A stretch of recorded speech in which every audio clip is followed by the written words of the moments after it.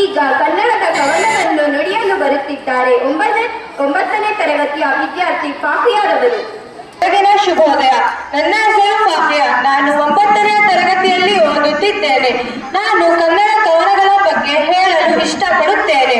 ಸೋದೆಯೆಂದು ನೀ ಮುಂದಿಟ್ಟ ಹೆಜ್ಜೆ ಹಿಂದಿನ ಬೇಡ, ಏಕೆಂದರೆ ಯಾರಿಗೆ ಗೊತ್ತು ಆ ಹೆಜ್ಜೆ ನಿನ್ನ ಇತಿಹಾಸವನ್ನು ಸೃಷ್ಟಿ ಮಾಡುವ ಹೆಜ್ಜೆಯಾಗಿರಬಹುದು ಎಂದು ಹೇಳುತ್ತಾ ನಾನು ಕನ್ನಡ ರಾಜ್ಯೋತ್ಸವದ ಶುಭಾಶಯವನ್ನು ಕೋರುತ್ತೇನೆ.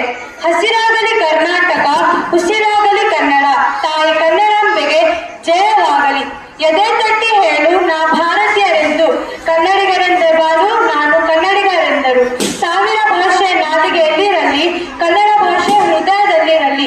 ಕನ್ನಡ ನನ್ನ ಕನಸು, ಕನ್ನಡ ನನ್ನ ಮನಸ್ಸು, ಕನ್ನಡದ ಹೆಮ್ಮೆ ಸೊಗಸು. ಕನ್ನಡವನ್ನು ಉಳಿಸಿ ಎಲ್ಲೆಲ್ಲಿ ಕನ್ನಡ ಬೆಳೆಸು. ಕನ್ನಡ ಬರೀ ರಾಜ್ಯೋತ್ಸವದ ಶುಭಾಶಯ ಕೋರುವ ಭಾಷೆಯಾಗದಿರಲಿ. ಕೃಷ್ಣ, ತುಂಗಭದ್ರಾ, ಕಾವೇರಿ ಧರಿಯಂತೆ ತುಂಬಿ ಶುದ್ಧ ಜಲದಂತೆ ಹರಿಯಲಿ. ಶ್ರೀಗಂಧದ ಕಂಪಿನಂತೆ ಹೊಳೆಯಲಿ. ಕನ್ನಡವನ್ನು ಬಳಸಿ, ಕನ್ನಡವನ್ನು ಬೆಳೆಸಿ, ಕನ್ನಡವನ್ನು ಉಳಿಸಿ. ಕಲಿತವರಿಗೆ ಅಮೃತ, ನೆನೆದವರಿಗೆ ನೆರಳು, ಅಂಧೇರಿಗೆ ದಾರಿದೀಪ ಎಂದು ಹೇಳುತ್ತಾ ನಾನು ನನ್ನ ಭಾಷಣವನ್ನು ಮುಂದಿಸುತ್ತಿದ್ದೇನೆ. ಧನ್ಯವಾದ.